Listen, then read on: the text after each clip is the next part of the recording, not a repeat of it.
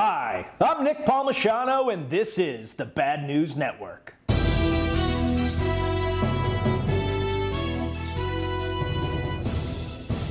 Our thoughts are with the Midwest this week as 51 tornadoes tore through the area, leaving 5 million without power in Ohio alone. Pictures show the widespread destruction as the tornadoes demolished everything in their path. Roofs were torn from buildings, power lines were downed, and roads were rendered inoperable due to all the littered debris. Here's to hoping for a quick recovery. Regardless of how bad things are in the Midwest right now, we believe in a bright future for Ohio. So bright, in fact, that we have to put on these Ranger Up shades. Robert Mueller just wants to be left alone, but no one wants to let that happen.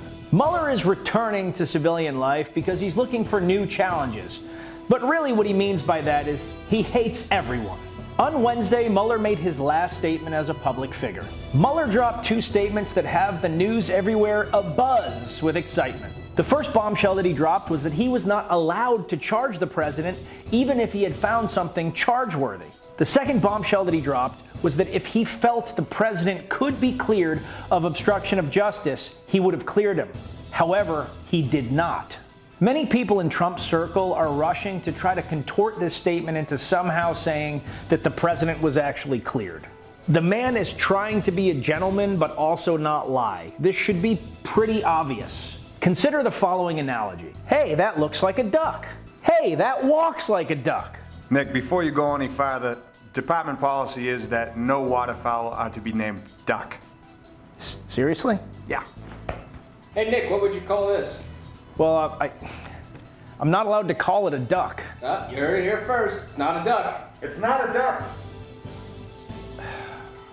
Now, I don't have Trump derangement syndrome. I don't think that everything that the guy does is bad. I'm not going to light myself on fire outside of the White House. But we may want to consider, just consider, that the guy who goes through porn stars, strippers, wives, business partners, cabinet members, the way most people go through napkins, might be more comfortable playing in the moral gray area than most of us are. Certainly more than most of us would want our president to be comfortable with. Speaking of the president, someone at the White House sent a message to the Navy that while the president is visiting Japan, that the name of the USS John McCain has to be covered up, and that sailors aboard that vessel were not permitted to wear their USS John McCain hats. Now, either the president is so petty that he is putting Jewish and Italian moms to shame, or he complains so much about John McCain that someone on his staff actually decided to reach out to the Navy to make sure that this happened. And I want to remind everyone, John McCain is dead, that he wanted to put everyone through this kind of nonsense and waste all of those sailors' time and reduce their pride in their ship. I don't even know what to say right now. According to reports, Navy pilots encountered UFOs almost daily between 2014 and 2015 in high altitude all along the eastern seaboard. The pilots reported that the objects had no visible IR signatures but were able to reach over 30,000 feet and hypersonic speeds with relative ease. One unnamed pilot reportedly engaged in a 4G inverted dive with one of the UFOs in order to improve foreign relations. A Navy SEAL responsible in part for the death of Army Green Beret Logan Melger pleaded guilty to charges this week. The charges, however, are conspiracy, unlawful entry, hazing, obstruction of justice, and assault and battery. Chief Petty Officer Adam C. Matthews faces 1 year of confinement, reduction in rank from E7 to E1, a bad conduct discharge, and a forfeiture of pay. This deal comes after Matthews agreed to testify against another SEAL and 2 Marine raiders that were also involved in this murder. Those men have yet to be tried and may face life in prison without parole. The bullet points of this story are as follows. 2 Navy SEALs and 2 Marine raiders did not like Staff Sergeant Melger and decided that they were going to haze him while he was sleeping. After a night out drinking, the 4 broke into Melger's room and subdued him with a chokehold. Melger stopped breathing during the assault. They tried to resuscitate him and then ultimately took him to a clinic where he was pronounced dead. They tampered with the crime scene after that and initially omitted reporting that the 2 Marine raiders were involved.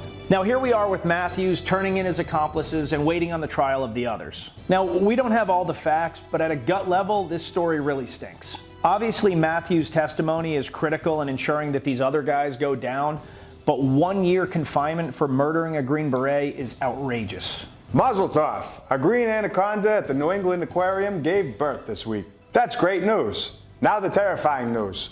That anaconda hadn't been with another male anaconda. Anna, the anaconda, gave birth entirely on her own. Apparently that's a thing in both apex predators from the Amazon and sci-fi movies from the 90s. This whole story brings us to two conclusions. One, Jeff Goldblum was right. Life finds a way. And two, whoever is in charge of naming animals at the New England Aquarium is the laziest animal namer ever since Daenerys Targaryen named her dragon Drogon. It's an anaconda. What should we name it? Anna. What's her last name? Conda. Anna, I'd like you to meet my other friend, Lizard. Scientists believe that they have created the loudest sound known to man, so loud in fact that it can vaporize water. They created the sound by having a tiny water jet about half the size of a human hair get hit with an X-ray that's even half that size. Impressive as the screeching sound was, after intense additional research, they found that it paled in comparison to opening a candy bag up in a movie theater. The U.S. Army has allowed for numerous accommodations over the years for a wide variety of religious beliefs. Recently, however, an E4 by the name of John Hoskins requested a waiver to grow his beard out in the name of the religion called Pastafarianism that worships a flying spaghetti monster. According to lore, the great flying spaghetti monster created the universe after a night out drinking and molded us after his loyal servants, pirates. Convincingly, Pastafarians cite that while science says we're 98% descended from apes, we are 99.4% descended from pirates. Those facts are hard to refute. The Army, however, did not buy the lasagna of facts given by Hoskins and denied him his request to grow his follicles. The E4's hard line on his hairline has not receded, however, as he stated he continues to fight for his beardly rights. While it's in vogue to make fun of military intelligence, we here at BNN want to tell you about the newest craze from the Indian Army intelligence community. They believe the Abominable Snowman is real. The Indian Army tweeted this week from their official account that they had found proof while hiking in the mountains that the Yeti is real. The internet was quick to hit them with lots of ridicule and scorn, leaving the Indian Army's PR team to say, well, we may have put our big foot in our mouths.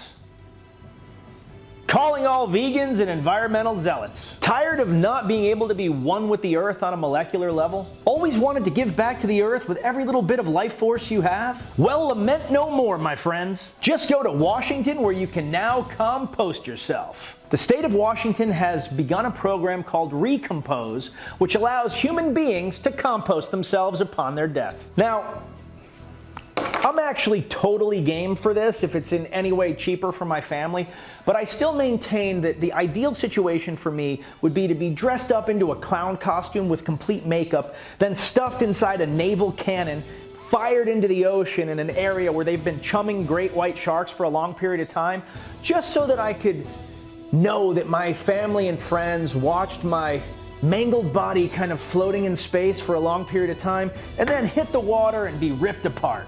Just called me old-fashioned. In an uplifting story, a millionaire from Bahrain has decided to fix a child's home after seeing a viral picture of him doing his homework by streetlight. Apparently, young Victor Cordoba's house has been without power for some time, and he's gotten into the routine of doing his homework by the streetlights, along with many of the other kids in the area. The philanthropist, Mr. Mubarak, said he related to the boy as he came from a similar upbringing. He has also pledged money to help rebuild the school that the boy attends, but only on the condition that the school then has no electricity, because he firmly believes in a sense of irony. Raccoon dogs are on the loose in the UK. That's right, raccoon dogs. A weird but real thing. These animals, which are members of the dog family in Asia, escaped their enclosures, began pillaging the local neighborhoods, and apparently attacked a goat. They also really stink. They communicate by smell. So they have the aggression of a raccoon, the physicality of a dog, and they stink to high heaven, destroying everything in their path. Reminds me of my ex. A woman in Hawaii was recently rescued after spending 17 days in the U.F.O Forest Reserve. Amanda Eller spent almost 3 weeks in the forest lost, where she was finally spotted by a rescue helicopter. Amanda was able to survive off of stream water and wild berries that she found. That sounds impressive. She must have some kind of military or survival experience. Nope. Eller is a physical therapist and yoga teacher that decided not to bring her cell phone or any supplies whatsoever on this long hike by herself through the wilderness. She didn't bring her cell phone. The one thing that she could have used to immediately get herself out of this situation in mere hours, she did not bring because, ready for it? She hates cell phones.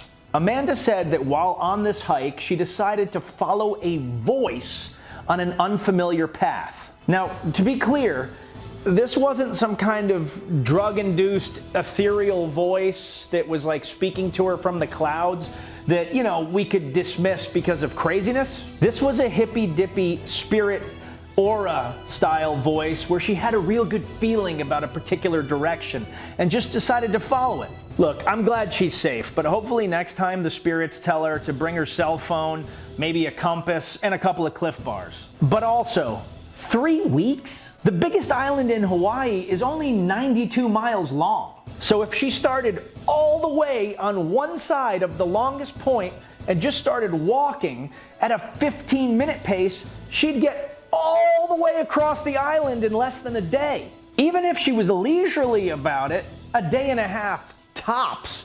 3 weeks? Was she just walking in a circle like this? Come on, people. Come on, people! I don't know, maybe the hippie spirit voice was like a second lieutenant reincarnated or something. We at BNN are proud to report that we have finally found a positive result of socialism. Venezuela is now in such dire straits that crime no longer pays. Muggings have become obsolete as gangsters can no longer afford to pay for bullets and people no longer have cash or valuables in the first place, but the cash they do have is utterly worthless. Criminals now struggle to make a living off of muggings, which was previously extremely lucrative in Venezuela. A gangster, El Negrito, has found it increasingly hard to support his wife and daughter off of muggings and assaults, which has put his family in a rough patch. His gang, the Crazy Boys, have to be careful because he said firing a bullet is now a luxury. So for total clarification, a robust South American economy is now so worthless that even if you're a criminal, it's not worth getting out of bed because whatever you get from someone when you rob them is going to be worth less than the bullet you might have to use to shoot them.